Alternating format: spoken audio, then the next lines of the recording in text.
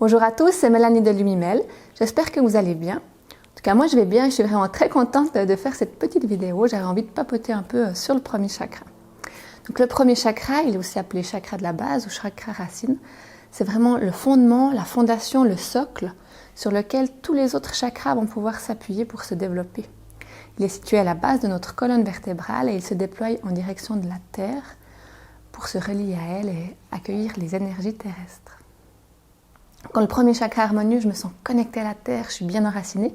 Je n'ai pas cette impression de flotter ou de tanguer comme on peut avoir parfois. Ces états sont vraiment le signe d'un manque d'enracinement. C'est vraiment quand je ne suis pas enracinée que j'ai cette sensation de tanguer. J'arrive à mettre mes idées dans la matière. Si le premier chakra il est peu harmonieux, j'ai des idées et des projets, mais je n'arrive pas du tout à les concrétiser. Ça reste uniquement des idées. Je suis à l'aise avec l'argent et je sais que quoi qu'il arrive, je pourrai survivre et subvenir à mes besoins. Mes liens avec ma famille, mes racines et mes ancêtres sont fluides et harmonieux. J'ai réussi à créer un foyer chaleureux et je peux m'y ressourcer. Au contraire, lorsque le premier chakra n'est pas en équilibre, la vie elle paraît difficile. Je connais bien la peur et le sentiment d'insécurité. Je peux avoir peur de tout alors que ce n'est pas vraiment fondé. Je peux avoir peur des araignées ou des souris, mais aussi de ne pas avoir à manger demain. Je peux avoir peur de ne pas retrouver de travail si je quitte celui-là, même s'il ne me correspond pas. Toutes ces peurs sont le signe que l'énergie ne circule pas vraiment bien dans ce premier chakra. Moi, en tout cas, c'est souvent grâce à mes peurs que je me rends compte qu'il y a un souci avec mon premier centre énergétique. Quand il n'est pas équilibré, je me sens faible, j'ai pas beaucoup de résistance, j'ai régulièrement l'impression de perdre pied, de me sentir comme si je flottais, mal enracinée. Je peux avoir des soucis à subvenir à mes besoins et des difficultés d'argent. C'est un peu comme si l'argent ne reste pas, qu'il file. Mais si on réfléchit, en fait, c'est assez logique parce que si la base n'est pas solide, il n'y a plus rien pour garder l'argent. C'est un peu comme un entonnoir au lieu d'être un socle. Ça file, ça part. C'est aussi pareil avec notre énergie. On est souvent en manque d'énergie. Et je peux aussi avoir des idées, des projets, mais que je n'arrive pas à réaliser. Pourquoi est-ce que j'aurais envie ou besoin de renforcer mon premier chakra? Pour améliorer mon enracinement, être bien présent dans l'ici et maintenant. Et ne pas avoir cette impression désagréable de flotter ou d'être dans la lune. Pour prendre conscience de mon corps, m'en occuper de manière saine.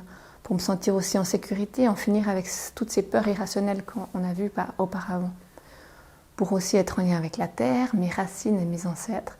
Et pour m'occuper des notions d'argent, de survie et de foyer. Mon premier chakra est aussi en lien avec mon corps. Il est situé au périnée, à la base de la colonne vertébrale. Il est tourné en direction du sol comme un cône. C'est ce qui lui permet de capter les énergies de la terre, d'accueillir les énergies telluriques. Et c'est ce qui me permet d'être bien posé sur mes pieds. Et ainsi de m'offrir un bel enracinement lorsque l'énergie y circule bien. Voici une photo qui illustre très bien toutes les parties du corps qui sont en lien avec ce premier chakra.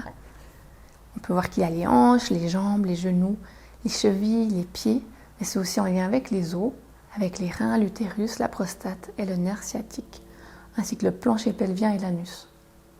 Et la glande qui est associée, c'est les surrénales. Moi, j'aime bien utiliser les chakras comme un poteau indicateur ou comme une manière de m'indiquer où j'en suis dans mon système énergétique, où j'en suis dans ma vie, où j'en suis même dans mon corps. Et ça me donne des infos de qu'est-ce que je pourrais faire ensuite. Vous pouvez penser que le premier chakra n'est pas très bien équilibré quand par exemple au niveau physique vous avez des soucis dans les parties du corps qu'on vient de voir, comme les pieds ou les genoux, ou alors quand un ou plusieurs thèmes associés au premier chakra n'est pas très fluide, ou vous avez l'impression qu'il y a des blocages, par exemple dans l'enracinement, la sécurité, la confiance. Ici, on ne parle pas du tout de confiance en soi, mais plutôt de la confiance en la vie, la confiance en la terre, la confiance que je peux subvenir à mes besoins quoi qu'il arrive. Il y a aussi les thèmes comme l'argent, le foyer. Est-ce que je me sens bien chez moi? Est-ce que je me sens bien dans mon travail? Mais c'est aussi la relation à ma mère. Comment est-ce que je m'entends avec ma maman? Quels sont nos liens? La connexion à la terre, à la nature. Est-ce que pour moi la terre c'est un magnifique endroit qui m'accueille, qui me nourrit? Ou alors est-ce que c'est un dépotoir où je peux mettre tous mes déchets? Cette relation que j'ai avec la terre m'indique également où j'en suis avec mon premier chakra, ainsi que le courage, la vitalité, la reproduction, l'instinct de survie et la structure.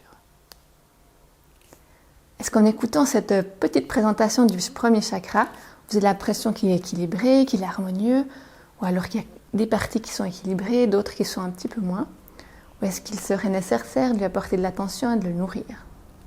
Il y a bien sûr plusieurs méthodes, moyens pour harmoniser et équilibrer les chakras. On peut le faire avec les couleurs, les huiles essentielles, les cristaux, de la visualisation, aussi avec des soins énergétiques. On peut aussi le faire avec notre alimentation pour n'en citer quelques-uns. J'espère que cette vidéo sur le premier chakra aura pu vous aider, vous donner des pistes, vous éclairer et qu'elle vous donnera envie de vous plonger dans le monde merveilleux des chakras. En tout cas, moi j'adore ça. Et je vous dis merci de m'avoir suivi jusque-là et à très vite pour une nouvelle vidéo. Bye!